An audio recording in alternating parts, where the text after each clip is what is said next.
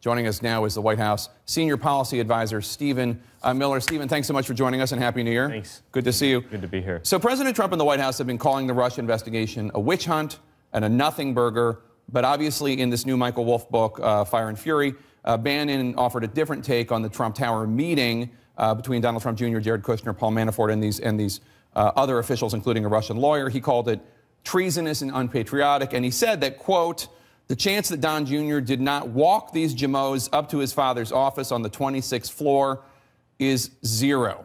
Did President Trump meet with any of the so-called Jamos who were in that Trump Tower meeting?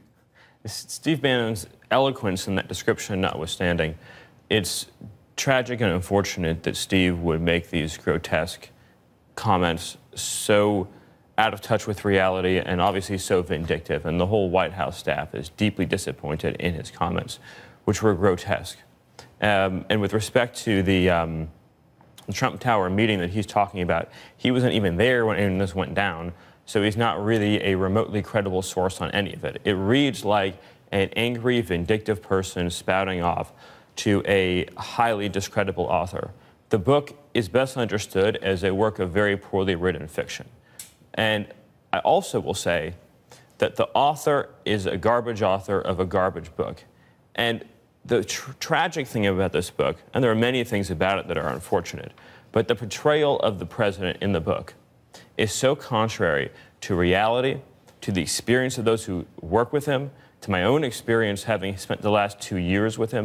You know, on the campaign, I had the chance to travel all across the country with the president on Trump Force One.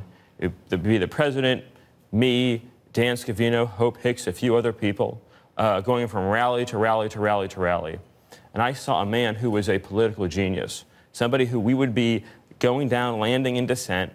There'd be a breaking news development, and in 20 minutes, he would dictate 10 paragraphs of new material to address that event and then deliver flawlessly in front of an audience of 10,000 people. So you were at the campaign during that Trump Tower meeting, I believe, right, in the summer of 2016. Just to answer the question, because you were there and Steve Bannon was not, did any of those people from that meeting meet with President Trump? As Bannon says, the chance that Don Jr. didn't walk these Jamos up to his father's office on the 26th floor is zero. Can you just settle that for us? Did President Trump meet with any of the people?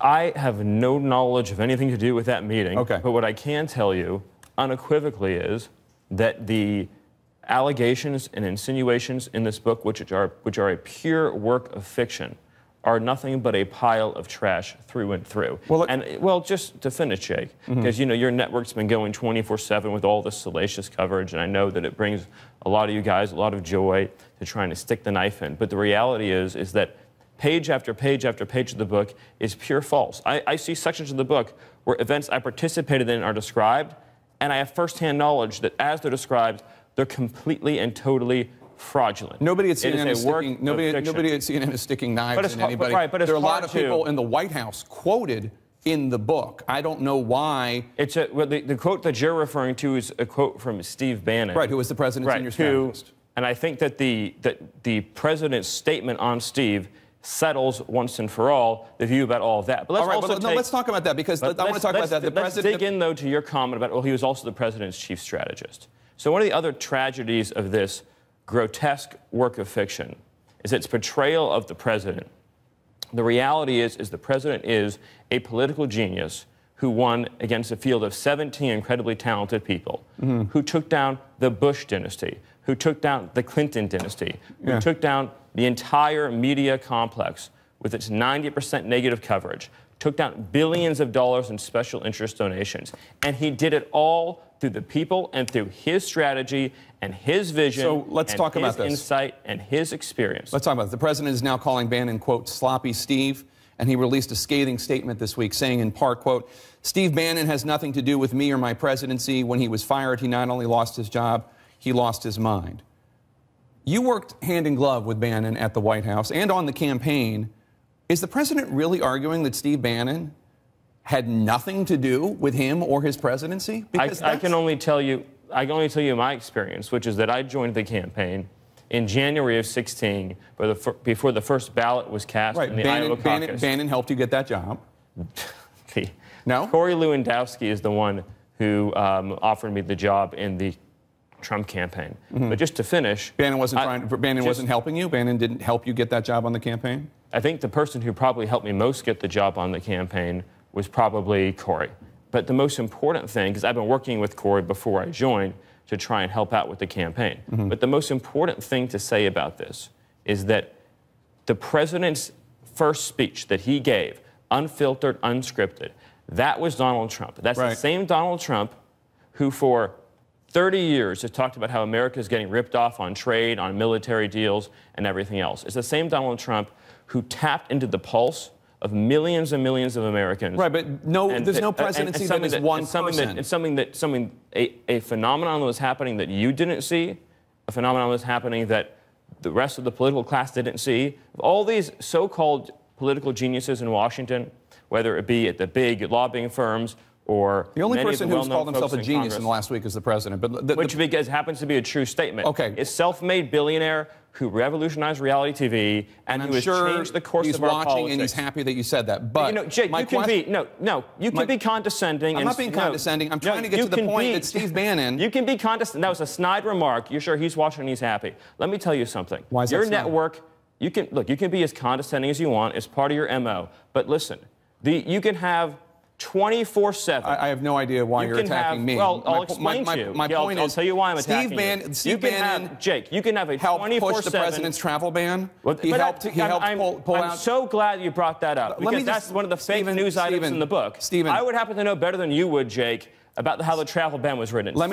Steve Bannon didn't push the travel ban. If you would let me, Steve Bannon wasn't right. If you let me ask this question. No, because you get 24 hours of negative anti-Trump, hysterical coverage on this network that led in recent weeks to some spectacularly embarrassing false reporting. I think the from your viewers network. right now can ascertain who's being hysterical. The viewers are entitled to have 3 months of the truth. Why don't you just give me 3 minutes to tell you the truth about Donald Trump that I know and then all of our campaign staff know? Because it's my show and I don't want to do that. So here's my question. No, but this isn't a courtroom, and I have a right to speak. Settle down. Calm down. Jake. I have a question for you about issues. Stephen Bannon, who the president says had nothing to do with his presidency, he was part of the president's travel ban. He was part of pulling out of the Paris climate deal. He was part of withdrawing from the TPP. He's part of border security. He's part of being tough on immigration. So you want to go through the list? No, I don't want to go through. But my point is it really the position of the Trump White House that Steve Bannon had nothing to do with the presidency? Or can you acknowledge the reality that he was a key player?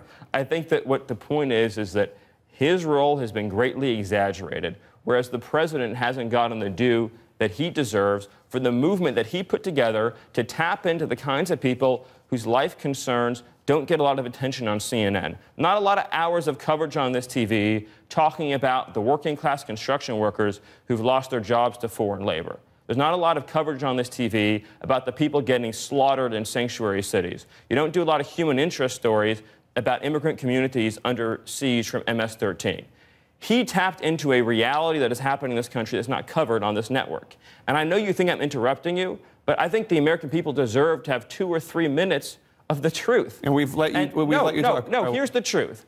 I travel with Donald Trump all across the country and the world. I would be with the president on a campaign plane with a rally in 20 minutes, and he would be able to You've already made this point, Stephen. He'd be able to come up with material. Yeah, you've already said that. We let you say that at the top. According to the New York Times, Special Counsel Robert Mueller has in his possession an early draft of a letter that you helped write in May 2017 detailing reasons to fire FBI Director James Comey. According to the newspaper, the first line of the letter mentions the Russia investigation.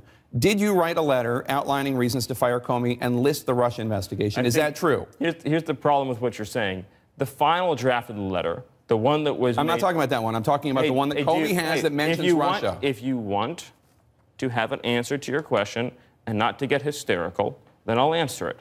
The final draft of the letter has the same line about the fact that there is a Trump-Russia investigation that this has nothing to do with. So it was just moved from the top to the bottom? No.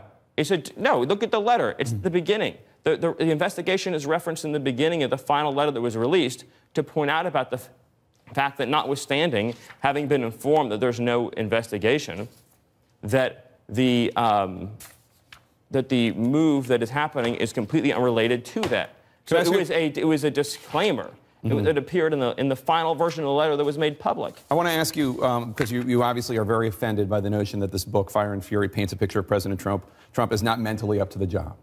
On Saturday, President Trump put out a series of tweets trying to defend himself on this issue of fitness. And he said, quote, "Actually, throughout my life, my two greatest assets have been mental stability and being, like, really smart. Crooked Hillary Clinton also played these cards very hard and, as everyone knows, went down in flames. I went from very successful businessman to top TV star to President of the United States on my first try. I think that would qualify as not smart, but genius, and a very stable genius at that." Do you think tweets like that help or hurt the cause that the president is stable and up for the job?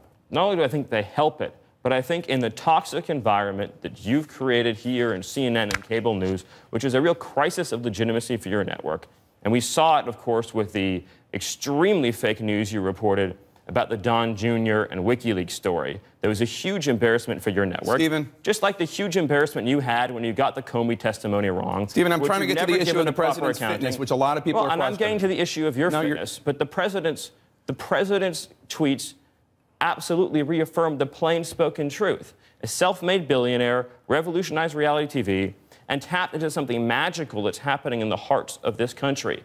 The people that you don't... The president has approval rating in the 30s. I don't know what magical you're talking about. The people that you don't connect with and understand, the people whose manufacturing jobs have left, who've been besieged by high-crime communities, and who've been affected by a policy of uncontrolled immigration, those voices, those experiences don't get covered on this network. That's why, to prove the point, I was booked to talk about the very issues I'm just describing, and you're not even asking about them because they're not interesting facts to you. That's not true. I have plenty of questions on immigration. You've attempted to filibuster by talking about your flights with the president. I want to ask you a question because don't be condescending, Jake. Stephen, the president and the White House. The reason why I want to talk about the president and the White House. The reason why I want to talk about the president's experiences, what I've seen with him traveling to meet dozens of foreign leaders, with his incredible work. Okay, you're not answering the questions. No, I understand. You have 24 hours a day of anti-Trump material, and you're not going to give 3 minutes for the American people to hear the real experience of Donald Trump. There's one viewer that you care about right now, and you're being obsequious. You're being a factotum in order to please him, okay? No. And I think I've wasted enough of my viewers' time. Thank you, Stephen. As Republicans, lawmakers call for Attorney General Jeff Sessions to resign. In a major reversal, Democrats are now coming to his defense. What changed? We'll ask the top Democrat on the House Intelligence Committee next.